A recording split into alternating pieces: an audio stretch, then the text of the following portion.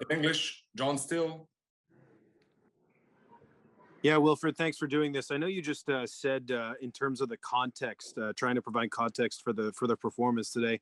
First half probably wasn't what you wanted, but what did you say to the club at halftime? Because the second half was much better, and you guys looked like you were more likely to score the second 45 minutes. Yeah. So yeah, we knew that in the beginning. Yesterday we trained here, and honestly, guys, after 10 minutes of the practice, the guy was they were struggling to breathe. So we knew it that the first 10-20 minutes is going to be difficult. So this is what happened. But my team are so proud because my team we saw a lot of resilience. And during the halftime, I told them that okay, we need to score one goal. It doesn't change. But now, can we play our game? Can we recognize the moment to slow down a bit the game, to find the player between the line or around? And this is what they did. So they were more composed with the ball, and that's why we had more opportunities. And at the same time, we were able also to rest because the opposite team, they were tired. And the coach, he said that every two games he does a rotation, and this is not our case. So again, give a bit of credit of the team because again tonight it was really difficult, but we did a good job. And voilà. Elias Laradi. Hey, coach, can you hear me? Yes. So you're in the same situation as the previous round, down 1-0. What do you think needs to be done to get a successful result in the second leg? Peux-tu demander un peu plus fort, s'il te plaît, Elias? Pardon, vous m'entendez? Yeah, but this is not so clear. Try to speak a bit louder, please, Elias. Sorry, coach. So I was saying you're in the same situation as the previous game, down 1-0. What do you think needs to be done to be successful in the second leg? To score goals, to be to build the game, to be patient because we're gonna have two halves in the 1 week. So again, we have to build the game. We have to the players they don't have to think about to score. They have to think about what we need to do when we have the ball to be able to score and what we need to do when we're gonna defend. If they think about the results, we're gonna get killed. So they have to be patient and aggressive, match the intensity, and go for it when it's going to be the good moment to do it. Herb Zukowski. Merci, Patrick. Hello, Wilfried. Thank you for your time. Considering the shots were 19-1, do you think that you dodged a bullet? Are you fortunate to be coming home trailing only by 1 goal? Fortunate, I don't know if this is the good word or not, because my English is not so good. But my point is, yes, we considered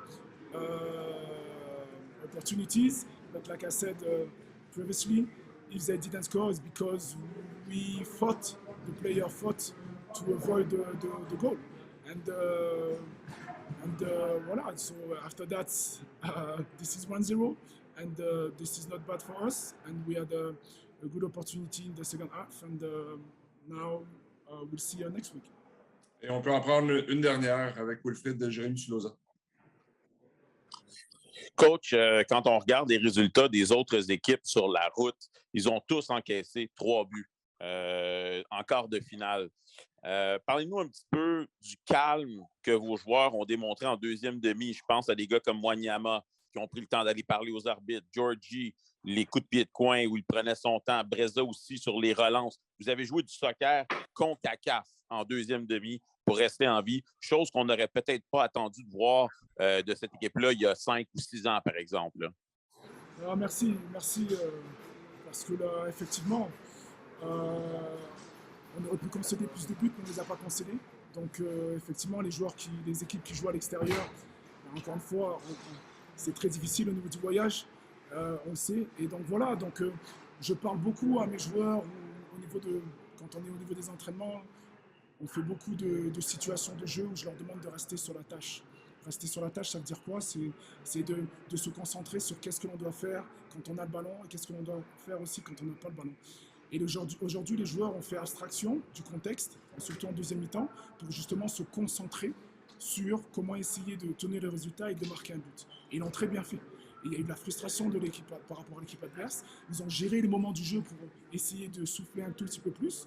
Donc voilà, ils progressent. Encore une fois, on a pris un but, oui, mais par rapport à ce qu'ils ont fait ce soir, par rapport au voyage, par rapport à la répétition des matchs, c'est bien. Je suis très fier de beaucoup de personnalités.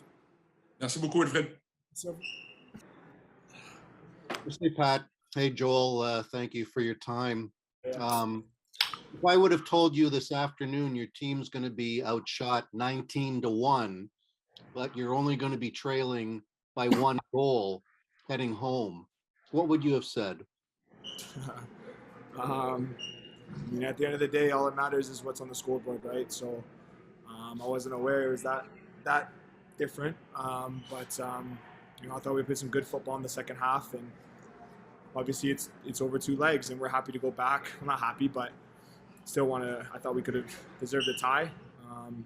You know, obviously a bad goal on our end to give up, but you know, I'll take a 1-0 deficit away from home at one of the hardest places to play, coming back home. So I'll take it at the end of the day. Gavino de Falco.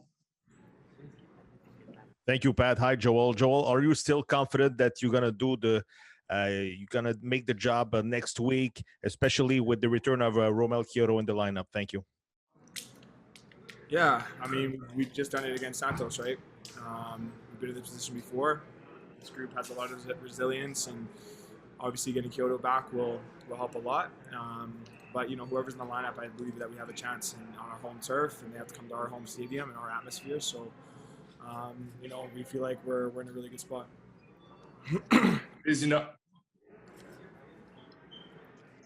Merci, Patrick. Hi, Joel. Especially in the first half, you guys have had a ton of crosses against you, both high and lows. How do you manage to, let's say, have less crosses against you in the second half, and let's say, and defend more better? Yeah, I think you know, having lots of crosses, it doesn't necessarily defend it bad. I thought they put a lot of balls in. We knew they were going to put a lot of crosses in. We knew that was their style, and you know, Antuna down that right side was dangerous whipping in balls, and they had a couple chances, but we had good blocks, and you know, they put some over the bar. But second half, I think we just adjusted. We got our line higher up. We tried to block their crosses before they can get to the spots, and you know, it's just an overall team effort to defend better. Rafael. Yeah, thanks, Pat. Hey, Joel.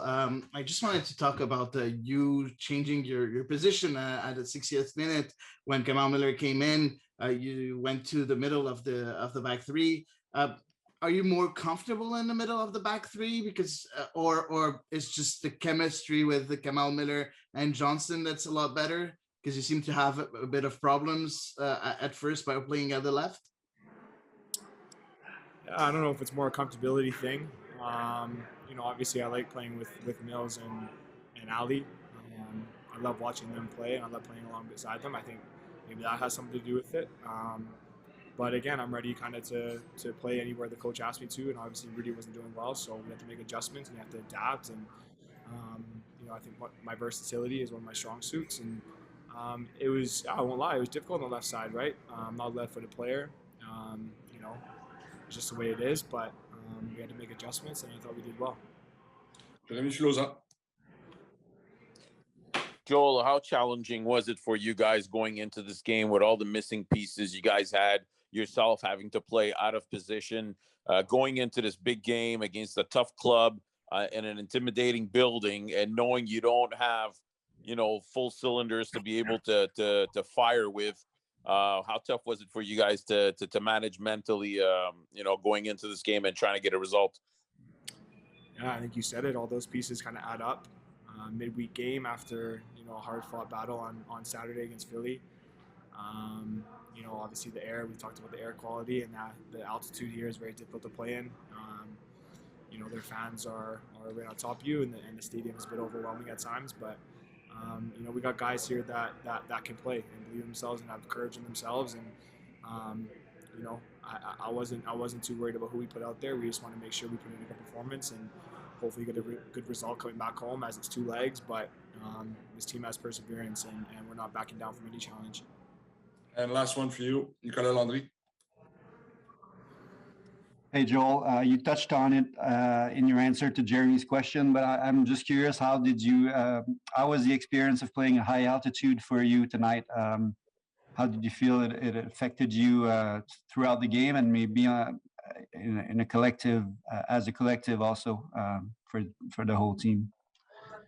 Yeah, I mean, obviously, I think you can tell my voice a little bit. It's difficult. It's dry. It's you know, your legs kind of go after 20 minutes, and you need to make, you know, some changes at halftime in terms of, you know, things that they give us to help us get through the next 45. But you know, at the end of the day, it wasn't a surprise. We knew it was going to be this way coming in, and you know, obviously Rudy had to go out at the end there. We had to make adjustments, but you know, guys fought hard.